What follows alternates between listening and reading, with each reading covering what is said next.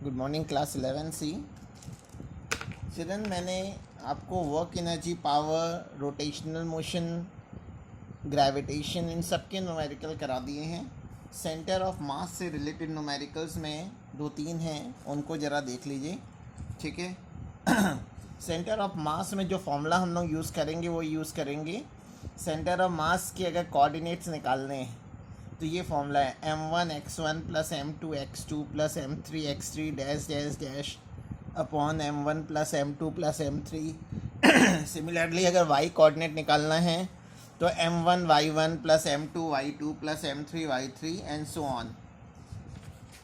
ठीक है। अब देखिए इस पे बेस्ड ये मैं न्यूटन फिजिक्स से करा रहा हूँ। ये क्वेश्चन नंबर 1 है, उसमें केवल 4 क्वेश्चंस दिए हुए हैं। ज़रा देखिएगा, कह रहा है 3 पॉइंट मासेस। आप इस पर एक टेबल फॉर्म बनाएंगे, एक में सीरियल नंबर लिखेंगे, एक तरफ मास लिखेंगे, एक तरफ कोऑर्डिनेट लिखेंगे। ठीक है। आपको 3 मासेस दिए हुए हैं तो मैं नंबर डाल दे रहा हूँ 1 2 3। 3 पॉइंट मासेस, पहला है 1 किलोग्राम, दूसरा है 2 किलोग्राम एंड 3 किलोग्राम नहीं, ग्राम में दिया है, 1 ग्राम, 2 gram and 3 gram. lie in the xy plane at a point 1, 2, 0, -1 and 2, -3। ये टेबल फॉर्म में दिया नहीं था, लेकिन मैंने इसको टेबुलर फॉर्म में कर लिया है। इससे आपको कोऑर्डिनेट निकालने के, सेंटर ऑफ मास के कोऑर्डिनेट निकालने में आसानी होगी। अब बेटा ये मासेस हैं m1 m2 m3। जो मास m1 है उसके कोऑर्डिनेट है x1 y1, जो m2 है उसके कोऑर्डिनेट है x2 y2, जो m3 है उसके कोऑर्डिनेट है x3 y3।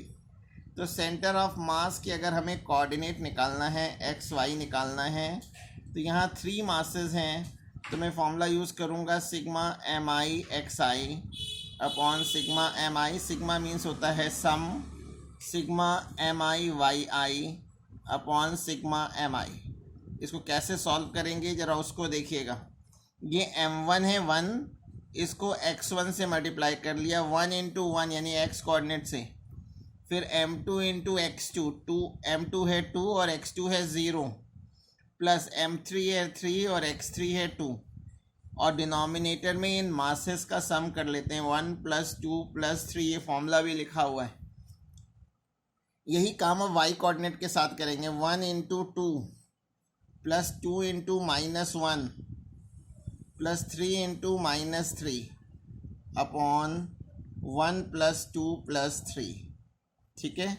तो ये आ गया 1 + 6 अपॉन 6, 2 - 2 - 9 अपॉन 6। तो ये से कैंसिल, 6 को 9 से कैंसिल कर लेंगे तो 7 अपॉन 6, -3/2। ये सेंटर ऑफ मास के कोऑर्डिनेट होंगे। ठीक है। इस तरह का एक क्वेश्चन एग्ज़ाम में आएगा। फिर देखिएगा दूसरा क्वेश्चन मैं बता रहा हूँ, ध्यान देना बेटा, न्यूटन फिज़िक्स के हैं। अभी मैं बाद में आपको इसके क्वेश्चन की फ़ोटो खींच के भेज दूँगा। देखिए कह रहा है 3 पॉइंट मासेस, फिर 3 मासेस हैं। मैंने सीरियल नंबर लिखा, मासेस लिखा और कोऑर्डिनेट लिख दिया। टेबुलर फॉर्म में आप बना लेंगे। 3 मासेस जो हैं वो m1 m2 m3 कहलाएंगे और उनके coordinate x1 y1 x2 y2 इस तरह से होंगे। ये मैंने एक टेबल बना दी है। आपको 3 मासेस दिए हुए हैं। पहला मास दिया है 2 ग्राम, दूसरा मास है 3 ग्राम और तीसरा है 4 ग्राम। चाहे तो इसको मैंने m1 लिख दिया, दूसरे को m2, तीसरे को m3।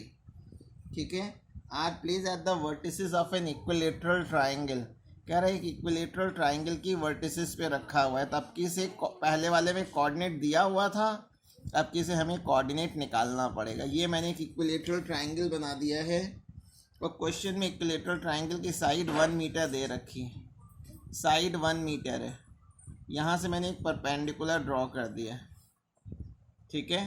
तो ये पूरी 1 थी तो ये ½ मीटर हो जाएगी। तो देखो बेटा, ए जो 2 मैं यहाँ पे m1 से मास सपोज कर ले रहा हूँ, ए पॉइंट पे, बी पॉइंट पे m2 और सी पॉइंट पे m3 मास सपोज कर लिया है।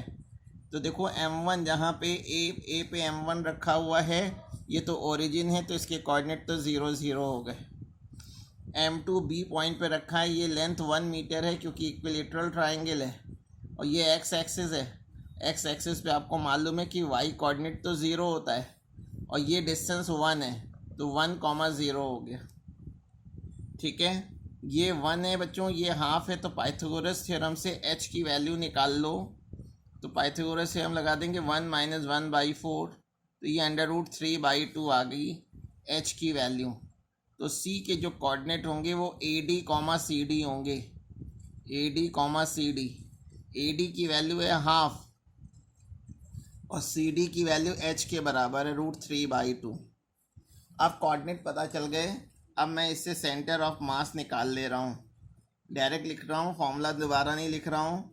M1 x1 यानी 2 × 0, फिर M2 x2 3 × 1 plus M3 × half upon M1 + M2 + M3 2 + 3 + 4।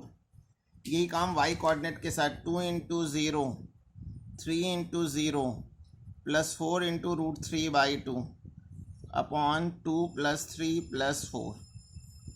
2 से 4 को कैंसिल कर दिया, 2 से इधर 4 को कैंसिल कर दिया, तो ये 3 + 2 अपॉन 4 3 7 2 9, ये हो गया आपका 2√3/9। तो कोऑर्डिनेट आ गया क्या, 5/9 मीटर, 2√3/9 मीटर। ये बेटा सेंटर ऑफ मास के कोऑर्डिनेट हो जाएंगे।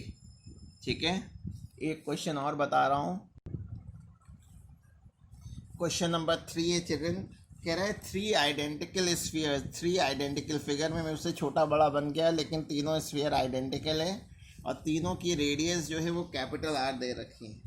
ठीक है, R place each of radius capital R place touching each other. ये तीनों स्फीयर एक दूसरे को टच कर रहे हैं, तो आपको A से सेंटर ऑफ मास की डिस्टेंस निकालनी है। तो देखो बेटा, पहले स्फीयर की रेडियस R है, दूसरे की भी R है, तो ये पूरी दोनों के सेंटर के बीच की डिस्टेंस 2R हो गई, ये भी 2R हो गई, ये भी 2R हो गई, यानी ये भी एक तरह से इक्विलेटरल ट्रायंगल बन गया और आइडेंटिकल हैं, इसलिए तीनों के मासेस भी सेम होंगे।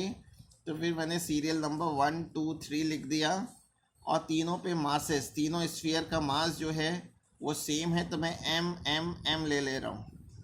ए वाला तो ओरिजिन है तो इसके कोऑर्डिनेट हो जाएंगे 0 0, ए वाले पॉइंट के कोऑर्डिनेट हो गए 0 0। बी का ये डिस्टेंस 2R है तो 2R, 0, और सी के कोऑर्डिनेट निकालेंगे तो यहाँ से एक परपेंडिकुलर ड्रॉ कर दिया, ये R है, ये 2R है, तो CD की वैल्यू अगर मैं पाइथागोरस थ्योरम से निकालूंगा तो 4R² - R², तो आ जाएगा √3R आ जाएगा। CD की वैल्यू √3R आ जाएगा, तो AD, CD इसके कोऑर्डिनेट होंगे। AD है R और CD है √3R। अब मैं इसको फॉर्मूले में रख दे रहा हूँ सेंटर ऑफ मास निकालने के, और उससे एक लाइन में आंसर आ जाएगा। ठीक है, इसको मैं आपको सेंड कर दूँगा।